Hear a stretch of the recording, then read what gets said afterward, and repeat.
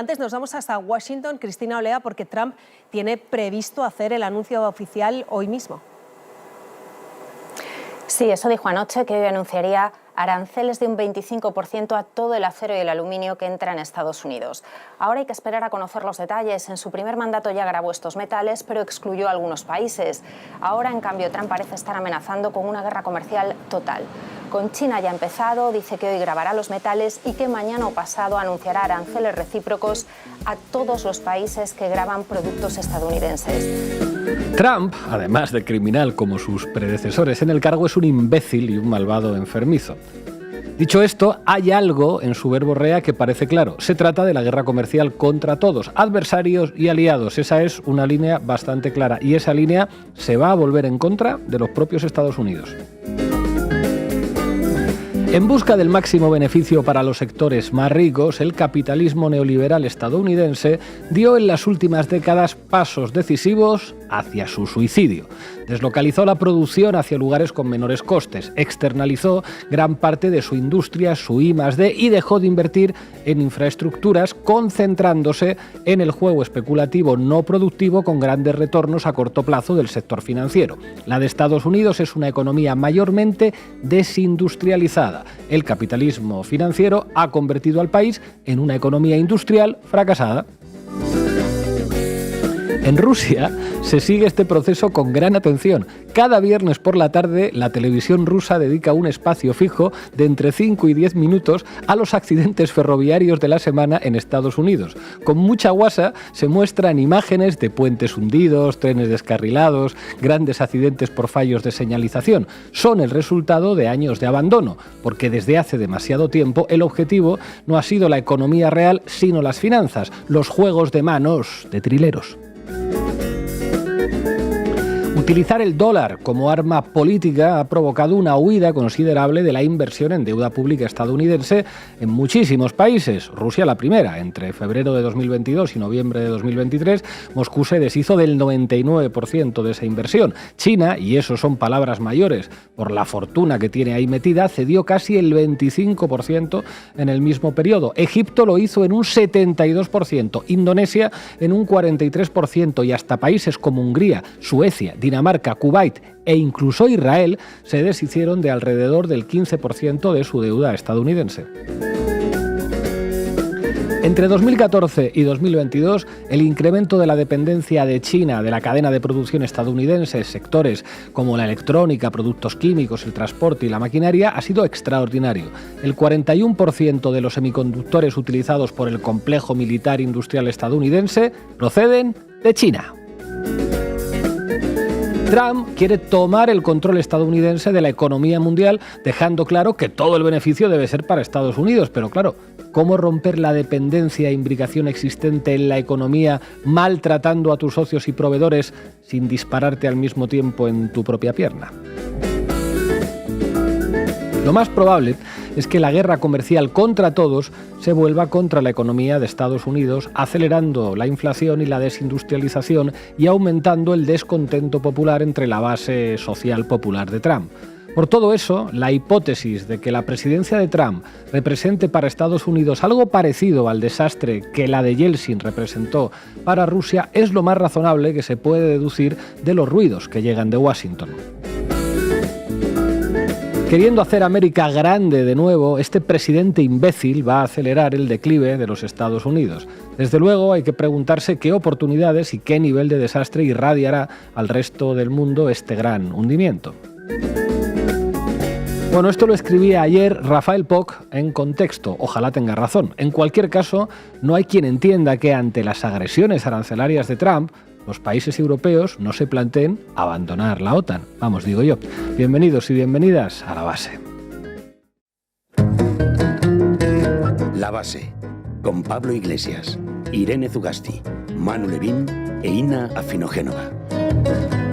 Bienvenido, Mr. Marshall, aunque esta vez Mr. Marshall viene con aranceles contra Europa. Aquí somos los reyes del pagafantismo en la geopolítica mundial. Irene Zugasti, ¿qué nos traes? Pues vamos a ver en qué consiste ese órdago arancelario contra la Unión Europea y cómo han reaccionado desde Bruselas, que tiene tela. Manu Levín, ¿qué dice la prensa? Hoy he leído que hasta Landete está preocupado.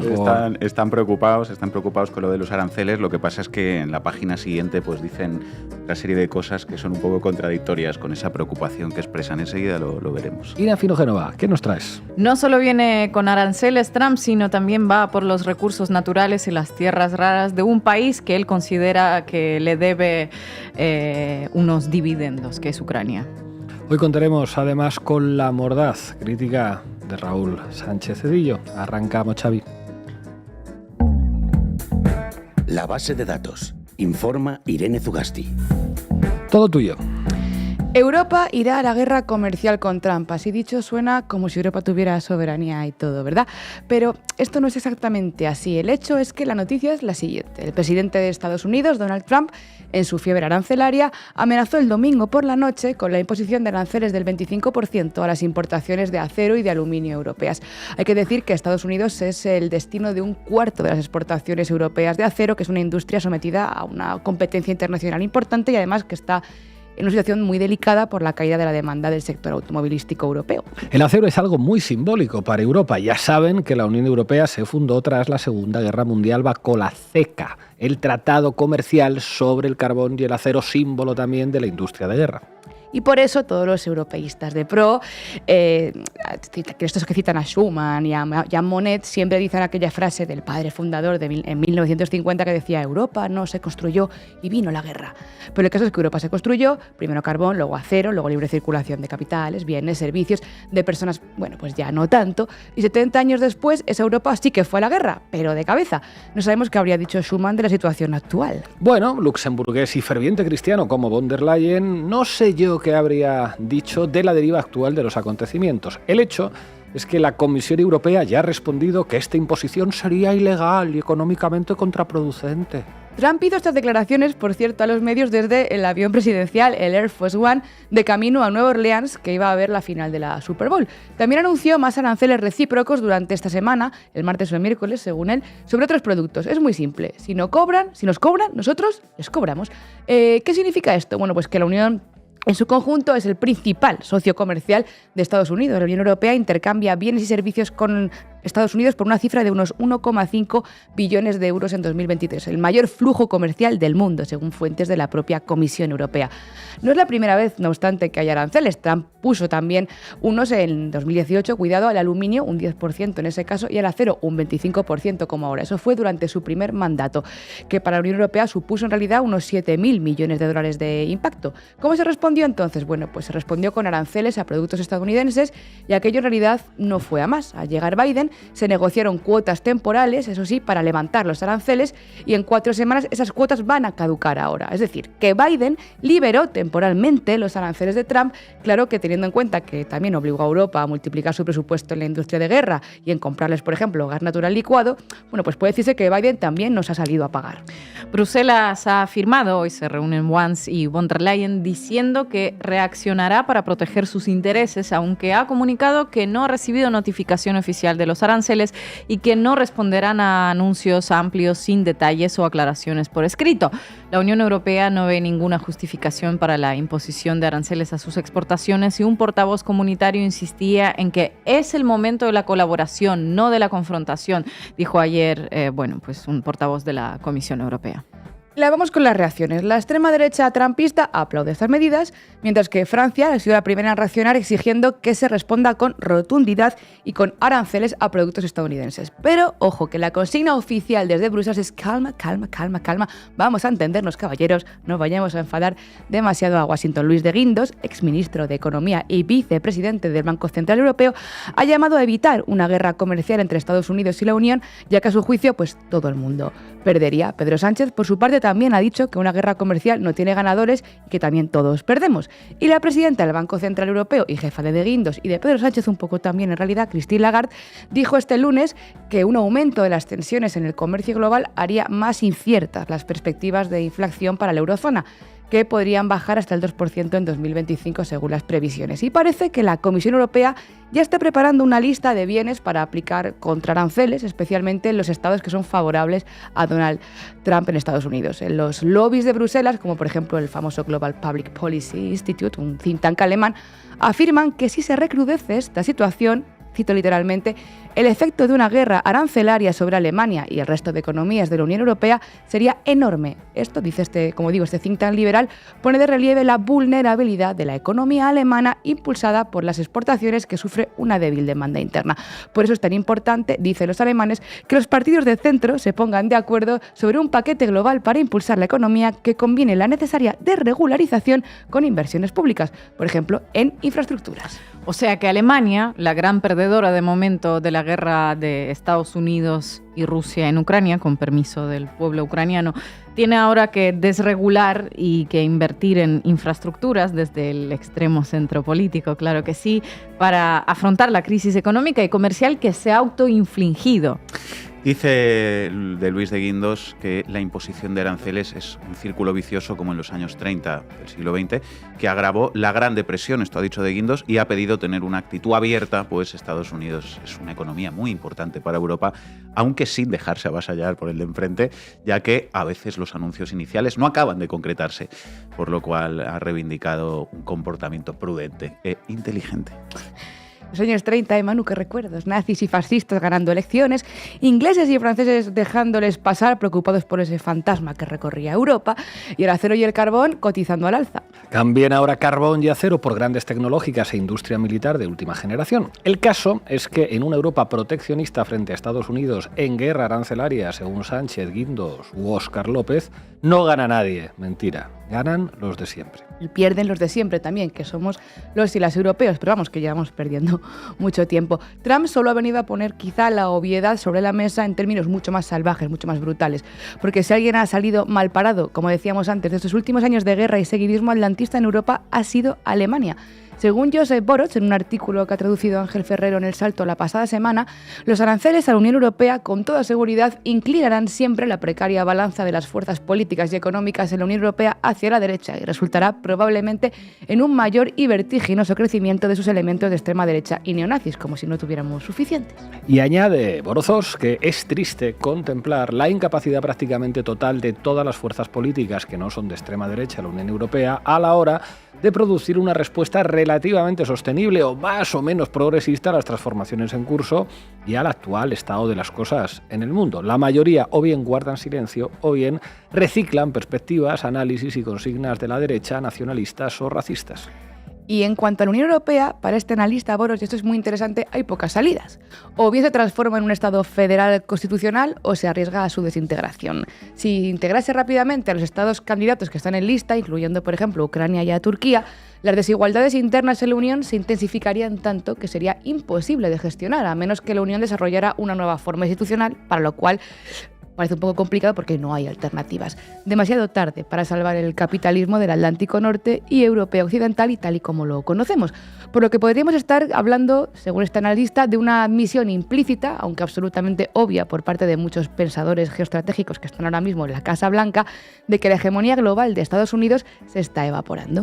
Mientras, en Europa otros siguen a lo suyo. Así celebraban con von der Leyen, los primeros ministros de Estonia, Letonia y Lituania, su conexión a la red eléctrica europea tras desvincularse el pasado sábado del sistema ruso Brel. Mírenlo. Goodbye Russia, goodbye Lenin. No, absolutely. We made it. Goodbye Russia, goodbye Lenin, dice el presidente lituano. Te tienes que reír porque creen que le han cortado el gas a la Unión Soviética. Al margen de que el precio por megavatio era de 92 euros y a partir de ayer se les ha disparado a 146 euros megavatio, y van a depender de un mercado energético mucho más inestable ahora mismo. ¿Qué están celebrando estos señores? ¿Les importa más cortarle suministro a Lenin, que en paz descanse, que negociar una paz para que dejen de morir ucranianos? Parece que mientras Donald Trump despliega su agenda de aranceles y genocidio en Palestina, no nos olvidemos de esto, en Europa están entre la negación y la parálisis total, al margen de aspavientos, teatros como este, pero es que las recetas de los spin doctors en Bruselas no parecen comprender el escenario. Fíjense en esta afirmación de María Sauquillo en su análisis en El País sobre esta situación. Dice: Bruselas debería dejar claro a la administración Trump que una guerra comercial contra la Unión Europea no haría sino reforzar las fuerzas pro-Pekín dentro de Europa. Y sigue Sauquillo. En Bruselas se estudian fórmulas como aplicar el reglamento anticoerción, que puede incluir cerrar el mercado europeo a ciertos bienes o servicios ofrecidos por otros países, o impedir que empresas de otro país concursen en licitaciones públicas o que participen en proyectos financiados con el presupuesto comunitario. Les suena, ¿verdad? Y continúa Sauquillo. Un arma de seguridad económica que entró en vigor en 2023 y que estaba pensada más bien para China o para Rusia, pero que ahora también podría aplicarse a Estados Unidos. O sea que apostaste todo a ser leal a un país y ahora esas mismas armas se vuelven contra ti. La vieja Europa creía que nosotros no éramos México, ni Afganistán, ni Cuba, que a nosotros no nos tocaría esto jamás. Pero Estados Unidos tiene claro que le toca salvarse, aunque sea, como dice Rafael Poch, llevándoselo todo por delante. Y no parece que vaya a hacer prisioneros en esta tarea. Gracias, Zugasti. On pense que la priorité, elle est à cet agenda stratégique et sécurité de nos frontières. Et si nous étions attaqués sur les sujets commerciaux, l'Europe, comme une puissance qui se tient, devra se faire respecter et donc réagir. Ce qui se passe aujourd'hui, en ce moment même, en Ukraine, ce qui se passe avec aussi les choix, les déclarations américaines de la nouvelle administration du président Trump, eh bien, pousse les Européens à être plus unis, plus actifs pour répondre à leurs sujets de sécurité collective. Algunos se creen que basta ser francés para intimidar, pero no, amigo Macron, no basta. Manu Levin, todo tuyo. Vamos, compañeros. Titulares al banquillo. El análisis mediático de Manu Levin. El País, la Unión Europea, asegura que responderá a los aranceles de Estados Unidos para proteger los intereses europeos de medidas injustificadas. 20 minutos, von der Leyen avisa a Trump de que la Unión Europea responderá con medidas firmes a sus aranceles. El Español, la Unión Europea, se rebela contra los aranceles de Trump y promete contramedidas firmes. No los dejaremos sin respuesta. La Vanguardia, la Unión Europea, responderá a los aranceles de Trump con contramedidas firmes y proporcionadas. Von der Leyen muestra su malestar por la decisión de la Casa Blanca y asegura que no se quedarán quietos ante estos gravámenes injustificados al bloque comunitario. Von der Leyen se revela, muestra su malestar, habrá medidas firmes y contundentes, ninguna agresión sin respuesta, camaradas europeos en Bruselas. No nos toca los huevos nadie se va a quedar quieto ante Trump. Vaya, pues esto promete. ¿Y qué vamos a hacer? ¿Vamos a impedir que los fondos de inversión estadounidenses se queden con las viviendas de los europeos, por ejemplo? ¿Acaso vamos a salir de la OTAN? No, hombre, ¿a dónde vas? Está por ver qué significa eso del malestar de von der Leyen y en qué se traduce. Pero es paradójico, por no decir ridículo, que al mismo tiempo que los europeos nos desayunamos hoy con un coro mediático, todos con los puños así apretados por los intolerables aranceles de Trump, yo me parto la camisa como camarón, nos desayunamos también con esto, como cada día desde hace muchos meses. La OTAN advierte, lo digo muy claramente, debemos prepararnos para la guerra. El jefe de la Alianza Atlántica, Mark Rutte, ha alertado de que Rusia puede intentar algo como en Ucrania. Mark Rutte, secretario general de la OTAN, es hora de adoptar una mentalidad de guerra. El País, el secretario general de la OTAN, no estamos en guerra, pero tampoco en paz. Debemos invertir más en defensa. Mark Rutte advierte de que gastar el 2% en defensa, como marca el compromiso actual para los 32 aliados de la organización militar, no es suficiente. Infobae, Rutte reiteró que la OTAN debe gastar considerablemente más del 2% de su PIB en defensa. Swiss Info, Rutte se reunirá este lunes con el primer ministro portugués para pedir más gasto en defensa. Radio Televisión Española, Sánchez se reúne con Rutte y le reafirma el compromiso de España de alcanzar el 2% del PIB en defensa en 2029. Vamos, que al mismo tiempo que la líder europea, von der Leyen, hace aspavientos frente a los aranceles de Trump, el líder europeo, Mark Rutte, ex primer ministro de Países Bajos, en el corazón del poder europeo, presiona a todos los países de la Unión para que obedezcan a Trump. ¿En qué quedamos? ¿En qué quedamos? Para que obedezcan a Trump, efectivamente, porque los titulares nos suelen decir esto. ABC, por ejemplo, Rutte participa en la reunión informal de Bruselas para mejorar la defensa comunitaria, pero el titular honesto sería más bien: Rutte participa en la reunión en Bruselas para aumentar la dependencia comunitaria. Reforzar la OTAN no es mejorar la defensa comunitaria, al contrario, es hacer más fuertes las cadenas que nos atan a los europeos a los designios del inquilino de la Casa Blanca. Efectivamente, y por eso es bastante loco coger hoy un periódico, leer en una página que Europa debe plantar cara a Trump por los aranceles y en la página siguiente leer que Europa debe obedecer a Trump y sacar dinero de donde haga falta para dárselo al amo en bandeja de plata. El amo es malo, nos pone aranceles, hay que hacer algo. No, el amo es bueno, el amo nos quiere, hay que darle todos nuestros tesoros. El amo es malo, el amo nos desprecia, es cruel con nosotros. No, el amo es bueno, siempre ha ido bien con él, hay que hacer lo que diga el amo, nos castigará. Bueno, pues ya quien haya escuchado esta interpretación puede marcar como leídos todos los periódicos europeos con fecha de hoy, porque es tal cual. Von der Leyen responderá a Trump con firmeza y al mismo tiempo Cadena SER, por ejemplo. Rutte asume las exigencias de Trump para que se aumente el gasto de la OTAN. Estados Unidos siente que ha hecho un mal negocio con Europa. El secretario general de la OTAN presiona a los países europeos para que aumenten su gasto en defensa, tal y como exige el presidente estadounidense. Menos esta vez son honestos en la SER, ¿no? A la hora de reconocer de quién es la agenda del fortalecimiento de la OTAN. ¿Europea? Pues no. No, Europa es quien paga las fantas, como decimos, con el dinero de las pensiones, de la sanidad o de lo que haga falta, lo que usted mande Trump. El mundo. España ya maniobra para que la OTAN cambie la forma en la que computa el gasto militar, pero la receta de Rutte es clara: destinar a defensa parte de las pensiones. Cadena SER. Rutte pide que se recorte una pequeña fracción del presupuesto de sanidad o pensiones para invertir más en defensa. Cuando estos días leáis en redes a un montón de tecnobros andorranos defendiendo que hay que eliminar las pensiones que cobran sus propios padres y sus abuelas, recordad que esa es precisamente la idea que está irradiando el trumpismo hacia Europa. Solo hay que unir por la línea de puntos. Que se recorte una pequeña fracción del presupuesto en sanidad o pensiones para contentar a Trump. En fin, con que se recortara una pequeña fracción de servilismo a los Estados Unidos en el poder político y mediático europeo, tanto en la derecha como en la progresía, pues otro gallo rojo cantaría. Otro gallo cantaría. De momento me da a mí que vamos a seguir leyendo en el mismo periódico y en el mismo día que Europa tomará medidas para proteger a los trabajadores europeos de los aranceles de Trump y que a la vez Europa cogerá el dinero y los derechos de los trabajadores europeos para entregárselos a Trump y pondrá sus recursos económicos y humanos para seguir la agenda belicista que marque Estados Unidos, aunque sea una ruina para sí misma, una ruina para Europa, y pondrá su propaganda para seguirnos diciendo que el problema de Europa es Rusia. Leíamos antes en El Mundo que España maniobra frente a la exigencia otanista de sacrificar las pensiones para financiar la guerra. Bueno, pues estas son en realidad las maniobras de España con Trump. La Vanguardia. La OTAN activa por primera vez su despliegue rápido en el este de Europa con 3.200 soldados españoles. Arrancan las maniobras Steadfast Dart 25, en las que 10.000 militares de 9 países aliados pondrán a prueba la nueva fuerza de la OTAN por tierra, mar y aire en un ejercicio de disuasión frente a Rusia. La OTAN ha activado este lunes por primera vez su nueva fuerza de reacción rápida, un despliegue de alta disponibilidad con capacidad multidominio en el este de Europa con un claro carácter disuasorio frente a la amenaza rusa.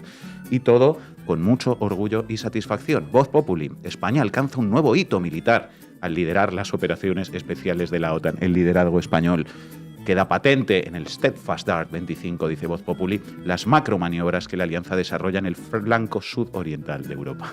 El liderazgo español de la OTAN, es que te tienes que reír, ¿eh? Cadena SER. La OTAN activa por primera vez su nueva fuerza de reacción rápida en el flanco este de Europa con 3.200 soldados españoles. Las Fuerzas Armadas españolas, dice la cadena SER, lograrán un hito al liderar por primera vez las operaciones especiales de la OTAN. Las Fuerzas Armadas españolas asumirán un rol muy importante en estas maniobras. De hecho, el Mando Conjunto de Operaciones Especiales español liderará por primera vez el componente de operaciones especiales de los aliados. Así es, la cadena SER. Esta mañana yo lo estaba escuchando y no daba crédito. Primero estaban muy preocupados por los aranceles de Trump y 5 minutos después muy orgullosos de que Trump nos deje jugar a que mandamos por un día en los soldaditos. Recapitulando, Estados Unidos toma decisiones contra Europa, le pone aranceles, presiona para que recorte sanidad y pensiones, dice que quiere ocupar Groenlandia, pero las tropas europeas, incluidos miles de soldados españoles, se despliegan contra la amenaza rusa bajo el mando de Estados Unidos. Y la progresía se siente y asiente orgullosa. Muy orgullosa. Pero espera, Pablo, porque igual no todas las tropas van contra Rusia. ¿Ah, no? ¿Vamos acaso a mandar tropas europeas para enfrentar a Donald Trump? La razón, la OTAN estaría debatiendo el envío de tropas a Groenlandia en respuesta a las amenazas de Trump. Pues aquí mi agudo comentario al respecto de la posibilidad de tropas europeas en Groenlandia para enfrentar a Trump.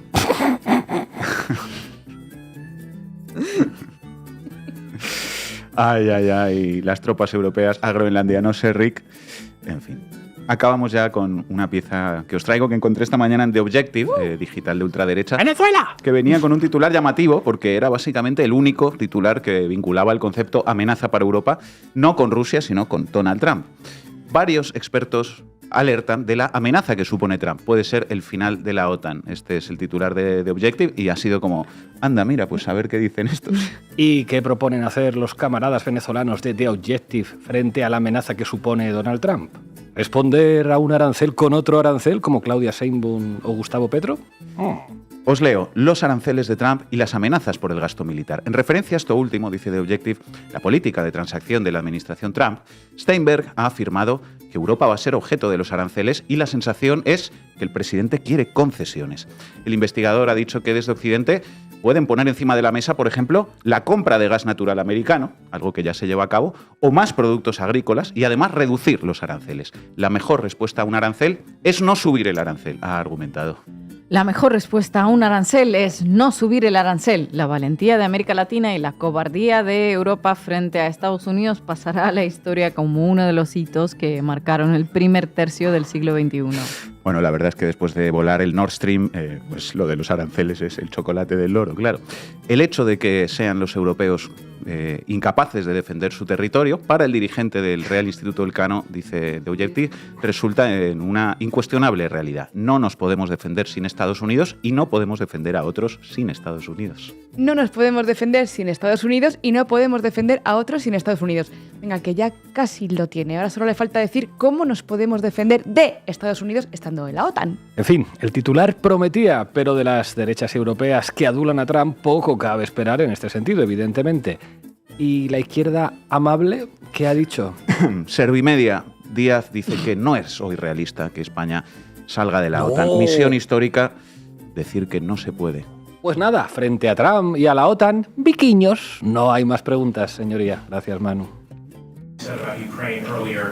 The rare earths, is that something you want them to give the rare earths to the United States? Yeah. I want to have security of rare earth. We're putting in hundreds of billions of dollars. They have great rare earth, and I want security of the rare earth. And they're willing to do it. Todo tuyo, Afino Génova. Vamos. ¿Para qué me invitan? El análisis internacional de Ina Afinogénova. Bueno, está todo dicho, ¿no? Trump quiere tener garantías de que las tierras raras que alberga el suelo de Ucrania estarán listas para el expolio de Estados Unidos. 500.000 millones en materias primas, dice que son. Ese sería el pago por los supuestos centenares de miles de millones de dólares que Washington habría invertido en la guerra en estos años. Así que, además del ataque arancelario, Trump tiene guardado para Bruselas el pago de todo el peso de la guerra y de todo el peso de la reconstrucción posguerra en Ucrania y un colonialismo de libros sin gastos a fondo perdido y sin hojas de parra. No nos gusta decir, te lo dije, pero lo cierto es que cuando hace casi 3 años, hace 2 y hace 1, en este programa se habló de que esta guerra no iba de dictaduras versus democracia, ni de mundo civilizado versus la barbarie, sino de un reparto global de mercados, recursos esenciales y zonas de influencia en el que a un país, Ucrania, se le decidió sacrificar, se nos dijo que escribíamos en cirílico, algo que, por cierto, no deja de ilustrar la ignorancia supina de quien lo dijo, porque los ucranianos básicamente también escriben en cirílico.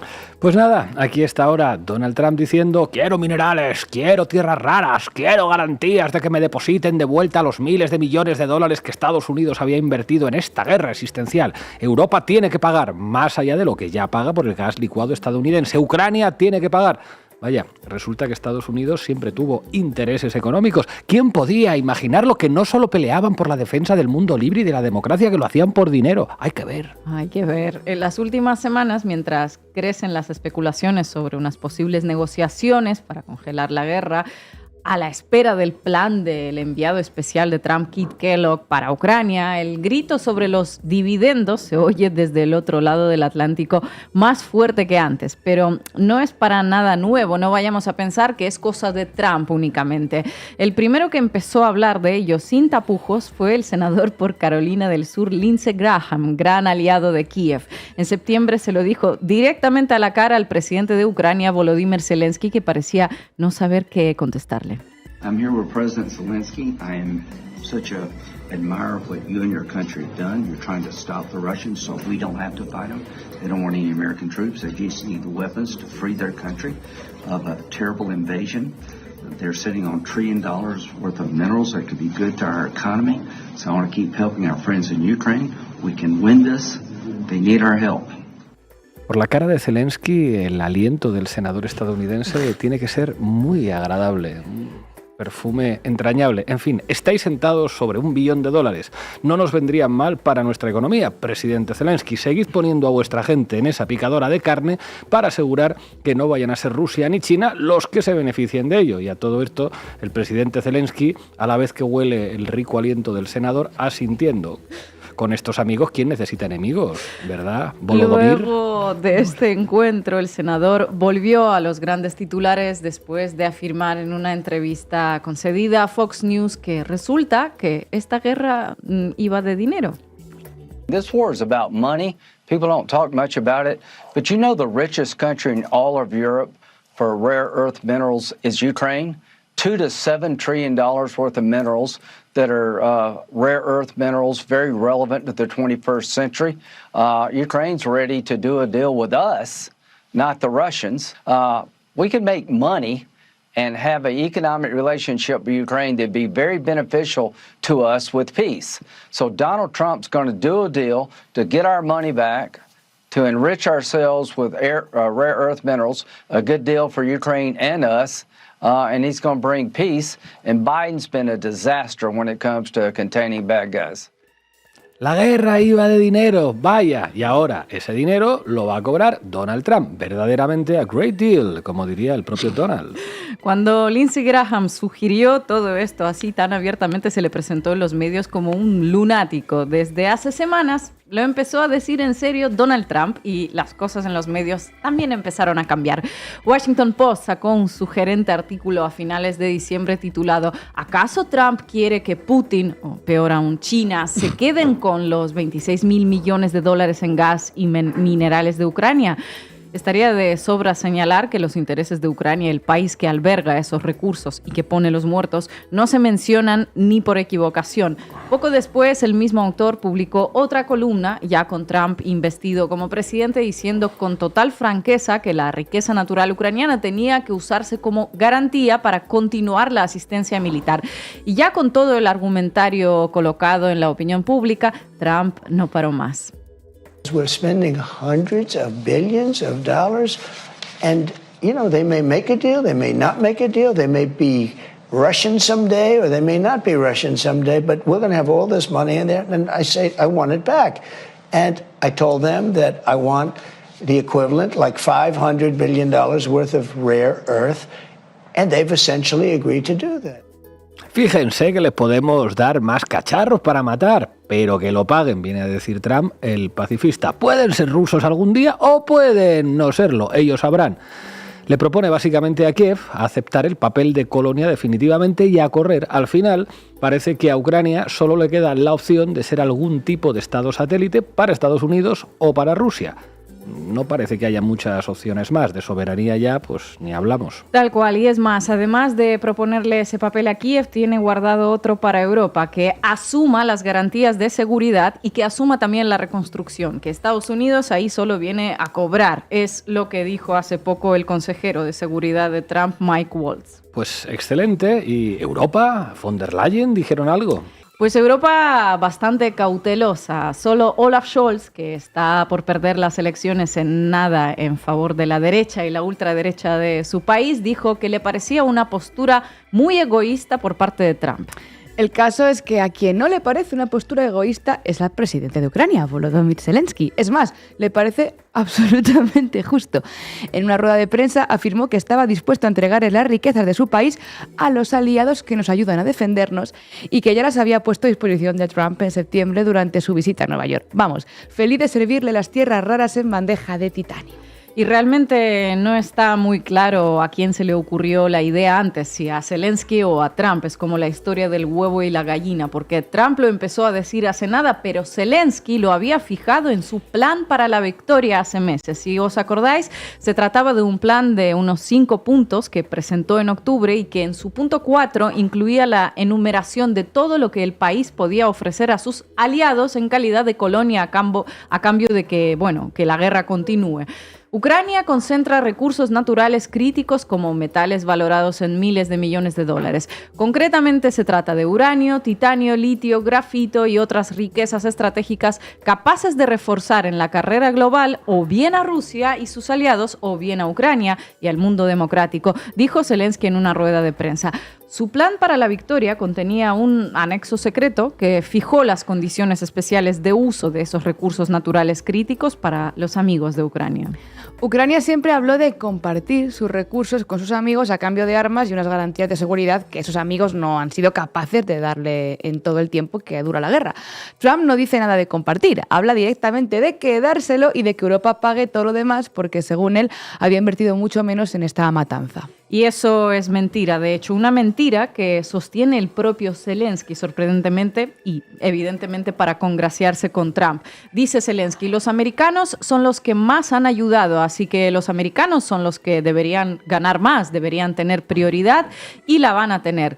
Que Zelensky lo acepte con tanto entusiasmo nos da una idea sobre el nivel de soberanía que va a tener su país una vez acabe la guerra y sobre la que tiene ahora mismo también.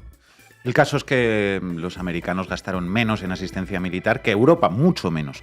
Trump dice que se han gastado en esa guerra unos 300.000 millones, el triple que Europa, y que Ucrania les garantiza unos 500.000 millones de vuelta precisamente en recursos, pero según datos del Instituto de Economía Global de Kiel, citado por Bloomberg, Europa ha sido muchísimo más generosa con Kiev que Estados Unidos. Según estos datos, Estados Unidos puso más de 88.000 millones de euros, ahora Trump reclama 500.000 millones en materias primas. No es un mal business, al fin y al cabo, sumando a todo lo que Estados Unidos ganó a través de sus compañías armamentísticas y la venta de la GNL, todo un éxito de la operación militar especial. Para ellos, no para Ucrania ni para Europa, por supuesto. Pero es que después está otra cuestión, la de entregar como aval las riquezas en un país en guerra, ¿no? No se entiende muy bien cómo se pretende expoliar unos territorios que no se sabe si mañana vas a controlar o no, y no se entiende quién se atreverá a invertir en la exploración ni explotación en un territorio que está permanentemente amenazado por Putin. Pero parece que da todo igual, se trata de ponerlo todo en la balanza hoy hasta el aire para poder continuar la guerra mañana. Zelensky aparentemente no ve ningún problema en ser colonia siempre y cuando la metrópoli no sea Moscú. Trump ve en ello la oportunidad para un maravilloso negocio, una más, como en casi todo, independientemente de que dicho negocio se lleve por delante la vida de decenas de miles de personas o de que requiera de una limpieza étnica previa. Encima, si se le puede cargar las costas a las cuentas de Europa, adulterando groseramente las cuentas de las supuestas inversiones en armamento, pues mucho mejor. Todos ganan, salvo 2 ejércitos y civiles, pueblos también que se siguen matando, y salvo Europa, que seguirá pagando las consecuencias de una masacre que nadie quiere parar, unos porque creen que todavía se puede sacar de ahí algo más, y otros como Kaja Kallas o Ursula von der Leyen, pues movidos por rencores históricos que nada tienen que ver con los intereses europeos o con el bienestar de los propios ucranianos. El Goodbye Lenin colectivo, que se apoderó de las instituciones de la Unión Europea, que hace falta ser ignorante también para hablar de Lenin en relación a la Rusia actual. Trump le puso una cifra a lo que está en juego, 500.000 millones de dólares en materias primas. Luego ya se verá qué más tiene Kiev para ofrecer, si es que sigue existiendo como tal y si es que sigue habiendo gente allí viviendo. En fin, gracias, Ina. We remain committed to constructive dialogue with the US and all our other trade partners. We will always be ready to engage in meaningful discussions to find fair and reciprocal solutions that respect our partnerships and the principles of open trade. Now is the time for collaboration, not confrontation. Collaboration, not confrontation. En fin, hoy nos acompaña Raúl Sánchez Cedillo. Raúl, muchísimas gracias por atender una vez más a La Base. Hola, ¿cómo estáis? Haznos el análisis. ¿Cómo ves tú, digamos, este todos contra todos, este Estados Unidos contra todos de Trump, esta amenaza a la Unión Europea, la respuesta que parece bastante tibia y contradictoria por parte de la UE? ¿Qué escenarios se abren en la provincia Europa en este contexto? Escenarios, como hemos visto, de silencio. Yo creo que el silencio es elocuente, ¿no? El silencio, el balbuceo. Yo creo que dice fundamentalmente dos cosas. Una, digamos, que hay maniobras o que hay comunicaciones que no se pueden hacer públicas, por un lado, y por otro lado, que hay mucha confianza entre los propios socios europeos, ¿no? Pero también podríamos decir que es el silencio que impones cuando quieres oír los crujidos, ¿no?, del edificio. Cuando quieres ver si el edificio está aguantando esa tensión sísmica, ¿no? A mí me parece evidente que la presidencia Trump, que bueno, pongamos que durará 4 años, es probable que dure 4 años, de momento, quizás precisamente hay esa suspensión de la Constitución. La presidencia Trump es una especie digamos, de aceleración, de centrifugado del caos ecosistémico. Es decir, es echar leña al fuego, que ya estaba en 2016, que como sabemos el malmenorismo político global encabezado por Biden no ha hecho más que crear unas condiciones óptimas para ello, entre otras cosas, consolidando el régimen de guerra. Y eso me parece obvio, es decir, que ante la imprevisibilidad y en un marco de guerra y militarización, todo es, por así decirlo, impredecible, pero todo tiene al mismo tiempo un carácter de shock, un carácter violento, ¿no? Tanto en los planos económico, político, diplomático, comercial y en las tensiones internas de las sociedades, ¿no? Las elecciones alemanas pueden ser otro, por así decirlo, otro punto de inflexión, ¿no?, que ya cambia el paisaje de la noche a la mañana, ¿no? Pero bueno, yo diría, hay que partir de a qué estamos asistiendo.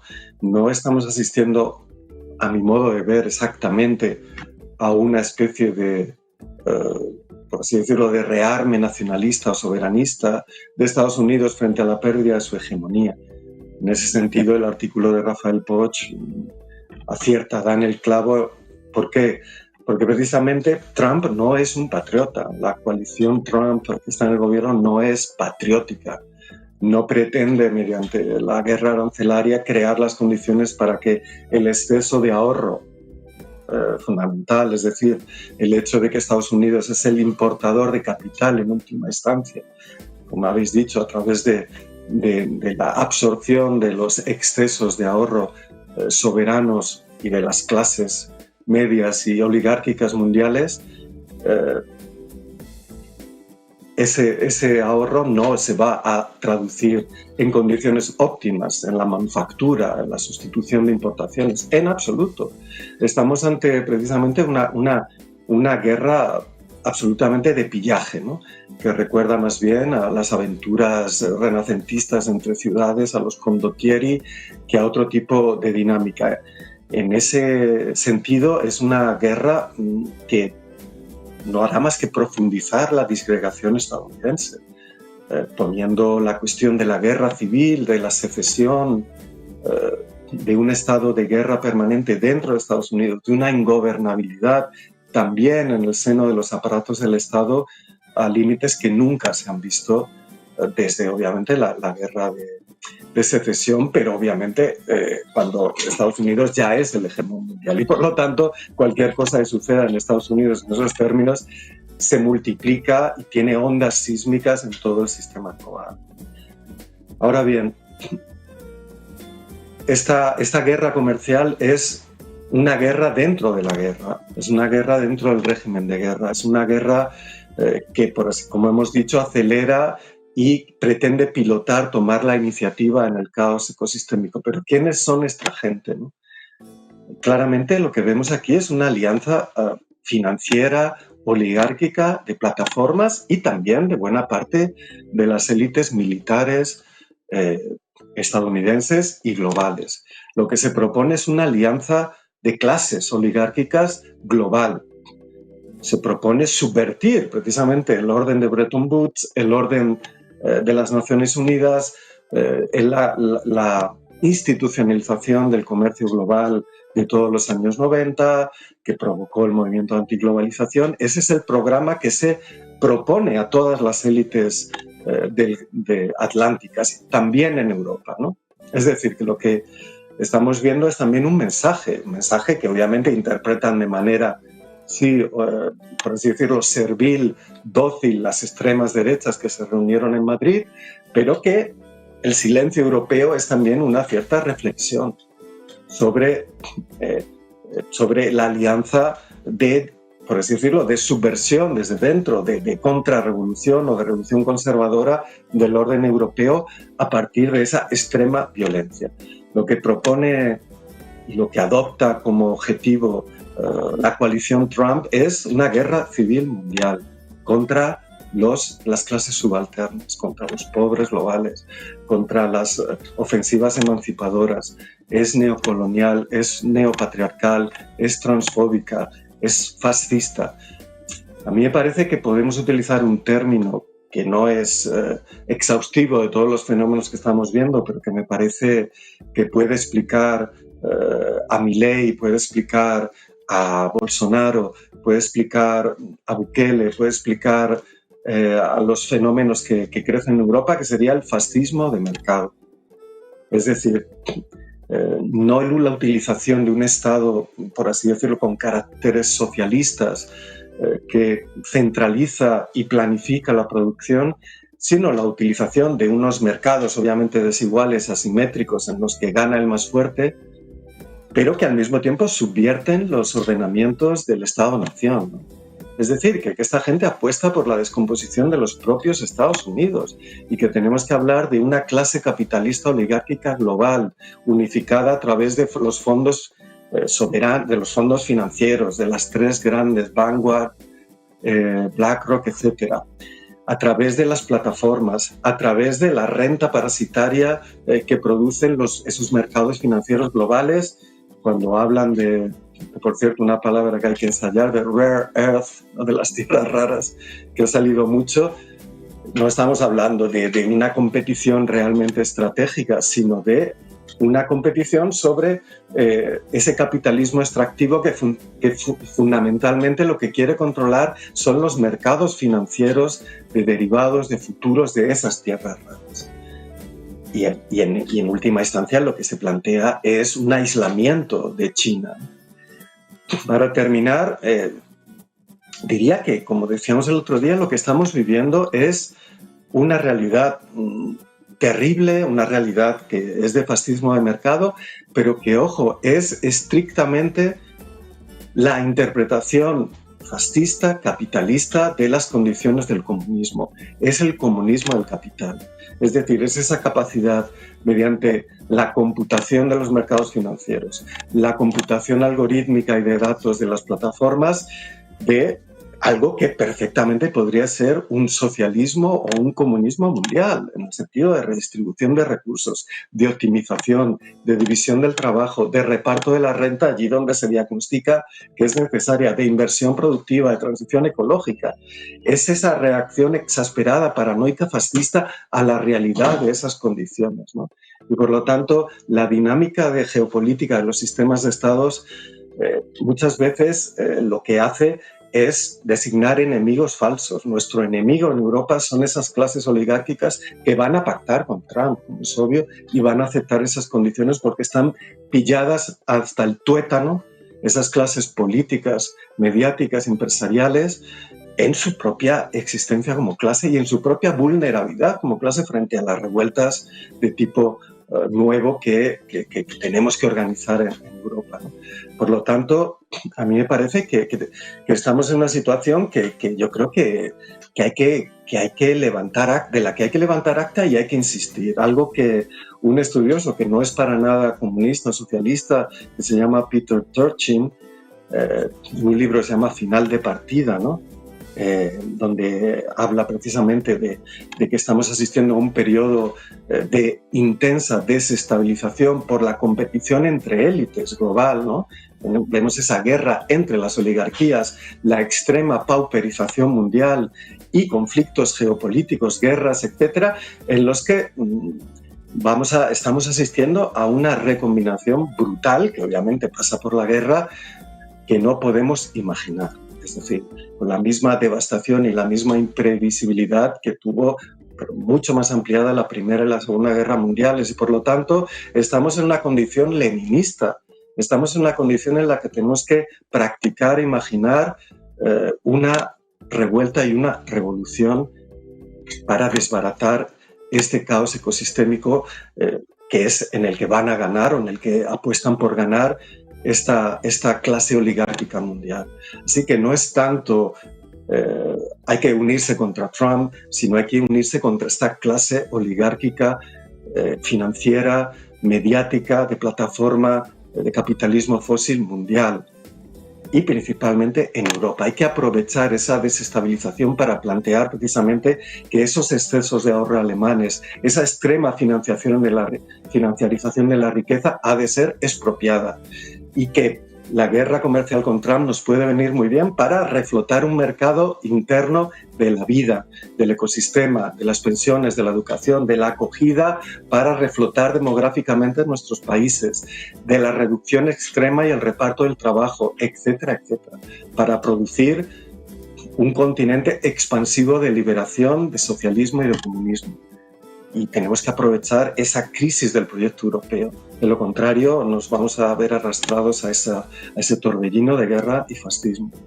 Muchísimas gracias por tu análisis, Raúl Sánchez Cedillo. Llegamos al final. Recuerden hacerse socios de Canal Red. Aquí tienen, si quieren ponerlo, los compañeros de realización. Gracias, el QR en el que pueden hacerse socio para que podamos seguir haciendo periodismo y seguir riéndonos también de vez en cuando, que es bastante sano. Les dejamos con un temazo de Objetivo Birmania que sirve para entender esta guerra arancelaria del todos contra todos. Los amigos de mis amigas son mis amigos. Hasta mañana.